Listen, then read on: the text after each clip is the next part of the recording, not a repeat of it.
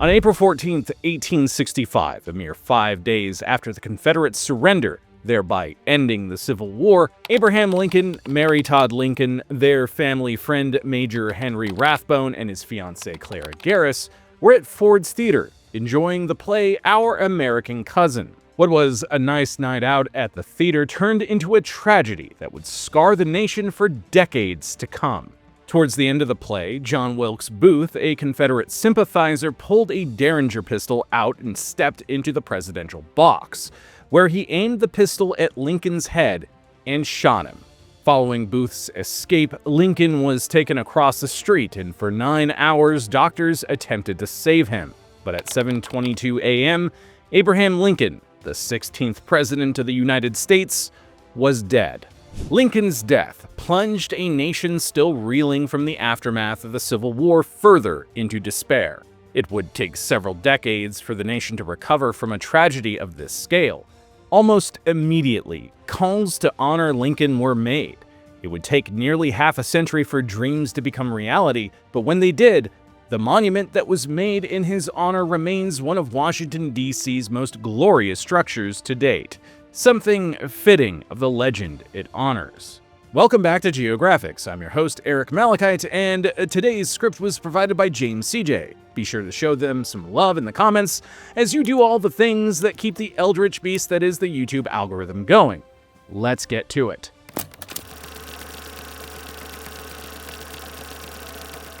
It was almost immediate. Congress acted days after Lincoln's death to establish a body to begin figuring out how to memorialize the slain president. In 1867, the Lincoln Monument Association was created as a private group incorporated by Congress. It was styled after the Washington National Monument Society, a fully private effort to create a monument for George Washington, which was eventually taken over entirely by Congress and the Army Corps of Engineers. The Lincoln Monument Association's initial leader, sculptor Clark Mills, proposed a multi-tiered 36-figure bronze-sculpted monument. It would feature 36 statues of Union generals, members of Lincoln's cabinet, prominent abolitionists, allegorical figures of liberty, justice, and time, and on top, Lincoln himself signing the Emancipation Proclamation. It was essentially a pyramid of figures with the 16th president acting as its apex. This monument was proposed for the northeast corner of the Capitol grounds. However, considering Congress, specifically the House of Representatives, had been seizing power from the executive branch and attempting to impeach President Johnson, Lincoln's successor, this memorial to Lincoln would have been a slap in the face of what they stood for, almost undermining their power in the spirit of co-equal branches of government. Despite funding commencing almost immediately, the project collapsed very quickly for several reasons. For starters, there just wasn't much money raised in this effort. They'd raised $100,000 from private subscriptions based on the association's claims. But there was no way to truly verify this, and many believe the number was largely inflated. Beyond money, there were ideological reasons. The nation was still fresh off the war, and many people were not happy with its outcome or Lincoln's legacy. Even Northerners knew that a monument like this would be rubbing salt in the wounds of Southerners to maintain peace. Some monuments were created, like Thomas Ball's Freedmen's Memorial in Lincoln Park, dedicated in 1876. This monument has since become rather controversial as it shows African American slaves kneeling submissively before the emancipator Lincoln. Then, after the election of 1896, when the Republicans won decisively across the two chambers of Congress and the White House, talk of the monument began again. However, even these talks went nowhere, with Congress focused on finishing other DC projects. It wasn't until the 20th century that the monument would see the light of day in any form. If you want a shoe that will, like the Lincoln Memorial, stand the test of time, then you're not going to want to miss today's sponsor, Vessi. The Stormburst series is probably the perfect shoe for winter. These shoes are super supportive, and they're waterproof thanks to this Dymatex material that they're made with. Their rugged grip and weather-ready design are ideal for all kinds of lifestyles. And they have comfy socks too. But don't take my word for it, because Shannon also had a chance to check out these shoes for herself and has a few things to say about them. Normally, high-top shoes rub against my ankles in the worst spot, but these are just right to feel secure without pressure or chafing. I especially like the fabric used for the high top. Instead of a stiff leather, it's a more structured fabric that's still soft and moves with my ankle instead of fighting against it. I have plantar fasciitis and high arches, and so far there's no need to switch out for my orthopedics, but I can know that there's room in the shoes for them if I need to down the road. The pull tabs I really like because they don't feel like they're going to rip off when I'm rushing to put my shoes on. These shoes are really easy to loosen and tighten in terms of the laces, which is great because I'm always running at least 2 minutes behind and shoes get me tripped up. Get it? These actually have really great traction for slushy ground, especially considering all the winter weather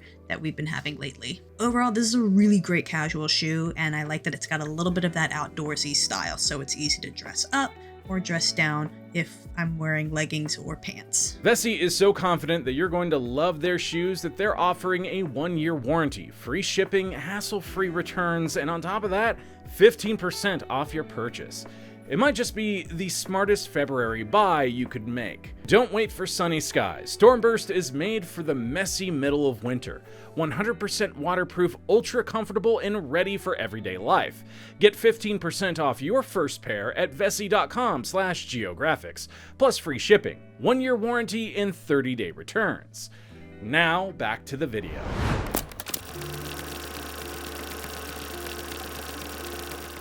As the 20th century rolled around, Republicans were on a high, celebrating what the nation had become under their control. They were now bringing up Lincoln's legacy proudly and far more openly in their celebration. Even President Theodore Roosevelt, who had a picture of Lincoln above his office mantle, openly admired the former president and attempted to lead like him. Many ideas for a Lincoln memorial began emerging, but one proposal stood out amongst them all. In 1901, Senator James McMillan, who played a significant role in shaping the Washington, D.C. we know today, established the Senate Park Commission. On this commission were landscape architect Frederick Law Olmsted, junior architect Daniel Burnham, Charles McKim, and sculptor Augustus St. Gaudens. The goal was to create an integrated park system in the national's capital, redesigning the central core of D.C. The plan, later referred to as the McMillan Plan, proposed the monument at the new Potomac River edge as part of the expansion of the National Mall across the West Potomac Park. This memorial to Lincoln at the foot of the new Arlington Memorial Bridge would act as the entrance to the Capitol and the District of Columbia. The bridge was not only practical, but symbolic. You see, during the Civil War, Washington, D.C. was the base of the Union, but it was almost entirely surrounded by Confederate states, with Virginia just across the river. This bridge would serve as a symbolic reference to reconciliation and reunification. The proposed memorial at the time was far different from the one initially proposed in the years following the Civil War. In 1910, Congress passed legislation creating the U.S. Commission of Fine Arts. Their mandate was simple: to advise the government regarding fountains, statues, and monuments in the District of Columbia on public sites. Former members of McMillan's Senate Park Commission were appointed to the new commission by then-President William Howard Taft. So, what was this monument going to be, and who was going to build it?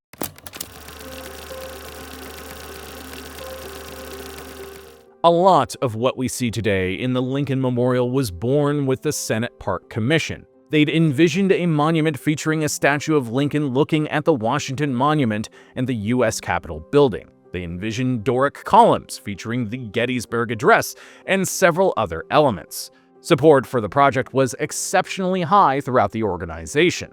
Almost immediately after McMillan's plan was published, pressure mounted to determine what this monument would ultimately be. Unfortunately, by 1909, a lack of progress continued to plague the project, becoming a partisan and national embarrassment. In 1911, on February 9th, Congress officially passed legislation for another commission on the Lincoln Memorial to advise on its location, design, and construction.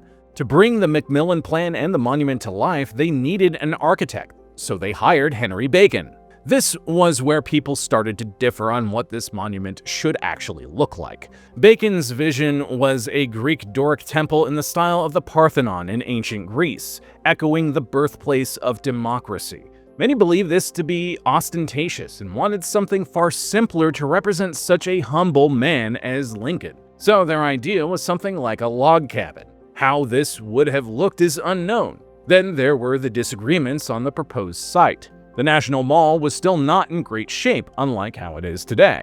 Many believe that the land outlined in the McMillan Plan, which included reclaiming land in West Potomac Park, was too inaccessible and swampy.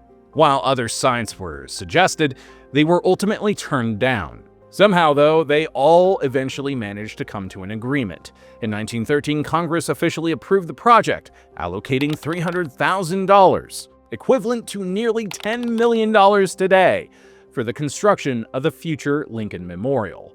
On February 12, 1914, the construction of the memorial was underway. It was time to build the monument they'd been talking about for over half a century. It was time to honor Abraham Lincoln.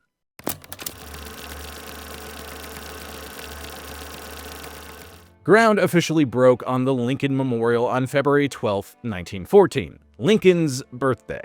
Work on the memorial was separated into two parts, the sub-foundation and the upper foundation.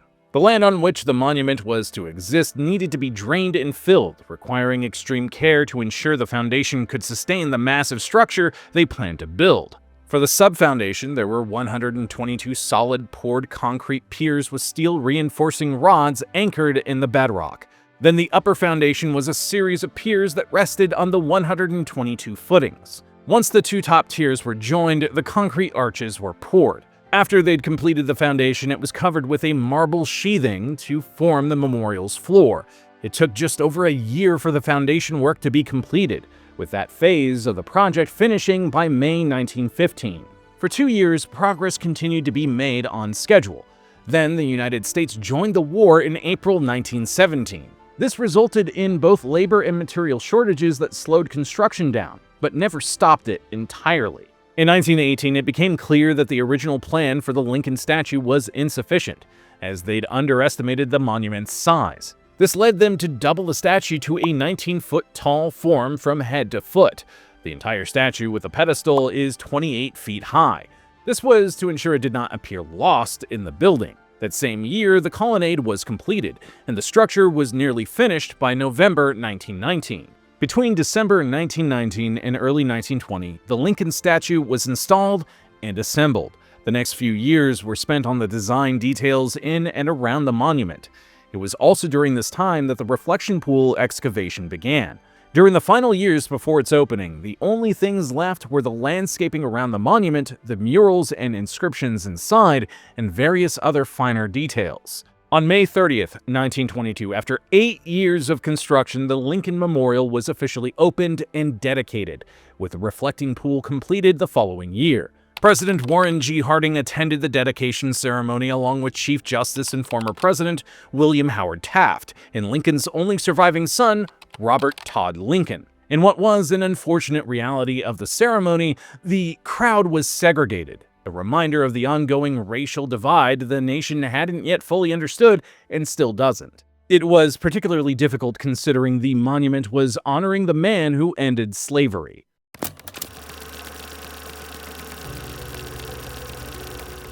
As explained earlier, the Lincoln Memorial was modeled after the Parthenon in Athens, Greece. This was a common theme with Washington buildings and monuments, which were styled after the architecture of ancient Greece and Rome. In this particular instance, architect Henry Bacon wanted to use the Parthenon to immortalize the man who defended democracy, and the architectural style should echo the birthplace of democracy. At 190 feet long, 120 feet wide, and 99 feet tall, it's undoubtedly benefited from its inspiration. The monument is made of Colorado Yule marble, which is used in every aspect of the overall structure, starting with the grand steps and plaza. The steps to the Lincoln Memorial begin at the edge of the famous reflecting pool. The steps rise up to the plaza, which was once a roadbed of the circular roadway that surrounded the monument. Then they start again the final stretch to the memorial's entrance, only broken by several platforms. Flanking the steps are two buttresses crowned with 11-foot-tall bronze tripods, light stands meant to signify eternal enlightenment and further echo those ancient Greek motifs. The main structure itself is a beautiful building surrounded by 36 fluted Doric columns. This was more than a structural choice. The 36 columns were also to represent the 36 states in the Union at the time of Lincoln's death. This is further represented in the frieze above the colonnade, which has the 36 states and the dates they entered the Union, separated by double wreath medallions in bas-relief. The cornice is composed of carved scrolls and lion heads and is ornamented with palmetto. Finally, the next step is the Attic frieze at the top of the memorial, where the names of the 48 states at the time of dedication are inscribed. Alaska and Hawaii would be later honored with dedications on a plaque on the plaza, as they weren't yet states when the memorial was completed in 1922. To cap it all off, you have the garland joined by palm leaves and ribbons supported by the wings of eagles. Ernest C. Bairstow did all the friezes and cornices. At the monument's central entrance, there are 2 additional columns behind the colonnade. These columns are 44 feet tall, with a base diameter of 7 feet and 5 inches. The ulterior walls are slightly inclined inward to compensate for the perspective distortions that would otherwise make the monument seem asymmetrical. Overall, the Lincoln Memorial from the outside is another shining example of America's impressive monuments to great leaders. But what awaits visitors inside the memorial is even more impressive and iconic.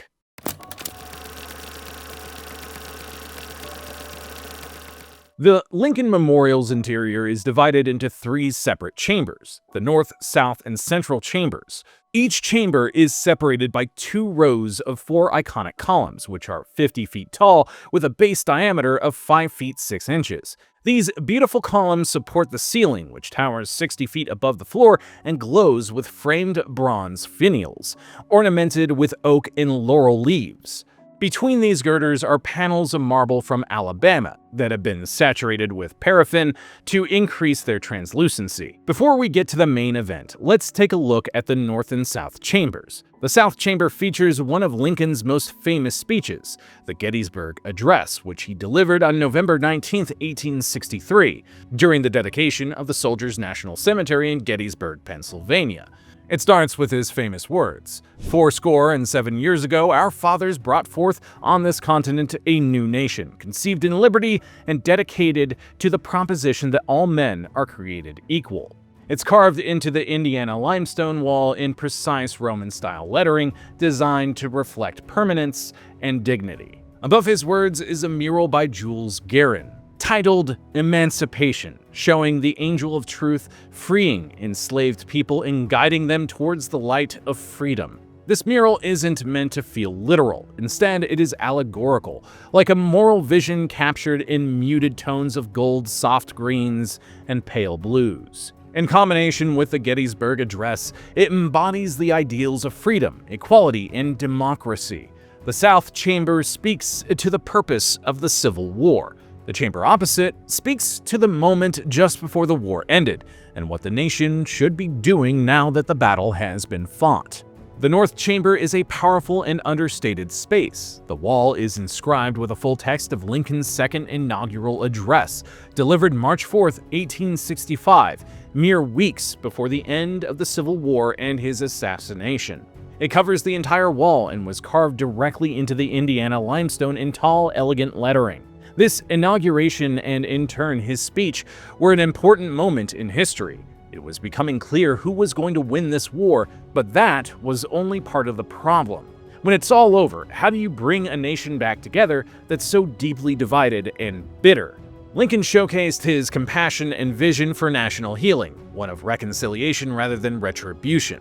This is further demonstrated by the mural above it, also by Jules Guérin, titled Reunion. The mural depicts the angel of truth joining the hands of 2 figures representing the North and South. The colors are once again subdued, complementing the marble surroundings. It's with these elements that the North Chamber represents Lincoln's moral and spiritual legacy, his philosophy of forgiveness, equality, and the moral reckoning of the Civil War. Saving the best for last, the statue of Abraham Lincoln himself. Lincoln's statue features the 16th president sitting in contemplation, facing the reflecting pool and the Washington Monument. Carved from 28 blocks of Georgia white marble assembled and polished in place by the Italian-American stone carvers, the Piccirilli brothers, it's an incredible piece of work that encapsulates a man with a legacy larger than life. His face is calm, yet solemn. His left hand rests open, signifying mercy and compassion. His right hand clenches tightly to represent strength and determination, encapsulating who he was during those 4 years he watched over the Civil War. It represents his leadership balanced with justice, kindness, and fierce determination. Above the statue is the famous inscription, "In this temple, as in the hearts of the people for whom he saved the Union, the memory of Abraham Lincoln is enshrined forever." When it comes to lighting, the monument features skylights at the top that allow natural light in, now augmented by hidden artificial lighting, helping it maintain a constant glow. Due to the monument's size, high coffered ceiling, and marbled surfaces, it has a natural reverberation which gives it a hushed and almost sacred feeling. All of this, the lighting, acoustics, scale, and symmetry, is designed to make Lincoln feel monumental yet approachable. These details are all purposefully brought together to create a monument that has an atmosphere of quiet reflection, spectacle, and awe. It draws attention to the moment in history Lincoln existed in, a nation in a violent reckoning as it tried to figure out what it wanted to be. Each chamber represents something different. The North, a vision of healing, the South, an ideal of equality, and the Central, Lincoln's presence of compassion, strength, and unity.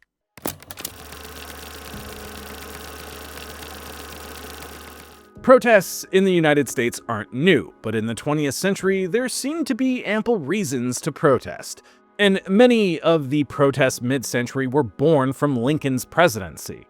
The first major event that happened at the Lincoln Memorial that spoke to the century was Marian Anderson's concert. In 1939, Anderson was barred from performing at Constitutional Hall. This was due to segregation and was carried out by the Daughters of the American Revolution, a federally chartered lineage-based membership organization for women who were descendants of patriots of the American Revolution and who owned the venue. They thought they'd managed to persuade them to change this rule, barring people of color from performing in the venue, but it was ultimately unsuccessful. One of its members, the First Lady Eleanor Roosevelt, resigned from the organization in protest over their decision. The President and First Lady even had Anderson come to the White House to perform for them in a private setting. Eleanor Roosevelt and Secretary of the Interior Harold Ickes suggested that she perform in front of the Lincoln Memorial. On Easter Sunday, 1939, in front of 75,000 people and millions on the radio, Marian Anderson performed. This transformed the moment, intentionally or unintentionally, into a permanent symbol of civil rights. The events of 1939 would not be the last time the monument was used as the backdrop of a major protest or rally. Some of the biggest demonstrations in history happened on the steps of the Lincoln Memorial and around the reflecting pool, such as the March on Washington for Jobs and Freedom on August 28, 1963. Which saw 250,000 people gathering, including the delivery of Martin Luther King Jr.'s "I Have a Dream" speech. During the Vietnam War, numerous anti-war protests and vigils took place with Lincoln as the backdrop. The memorial became the most iconic stage in American history for fighting for equality, freedom, and peace. It became a national pulpit, a place to demand that the country live up to the ideals Abraham Lincoln fought and died for. Even after 100 years, the Lincoln Memorial continues as the backdrop of vigils, celebrations, protests, and pivotal moments in history. A particularly poignant moment was following Obama's inauguration in 2009, when, before being sworn in, President-elect Barack Obama stood on the steps of the memorial during the "We Are One" concert. Considering everything the memorial memorializes and represents, having the first African-American president speaking in the shadow of Lincoln, who signed the Emancipation Proclamation, was a particularly special moment in the nation's history. It's one of Washington's most beloved moments, but it's just another reminder of a nation that still hasn't lived up to its founding principles.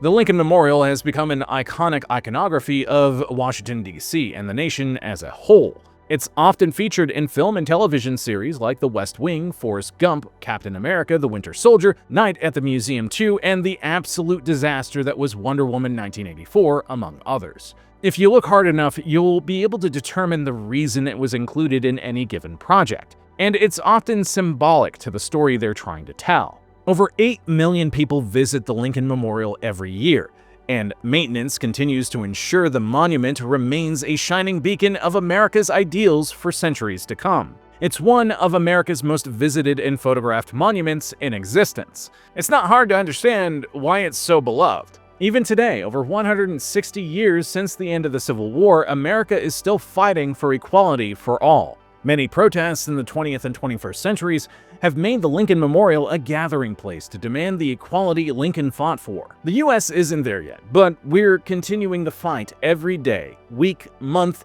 and year to get closer to those founding principles that every person is born equal, even if there are some speed bumps along the way, some bigger than others. I hope you learned something today, and if you enjoyed this video, be sure to deploy your likes, comment a historical figure we haven't covered yet, subscribe and ring that bell, and share this video with someone who loves learning about history's most important places. I'm Eric Malachite, and we'll see you next time.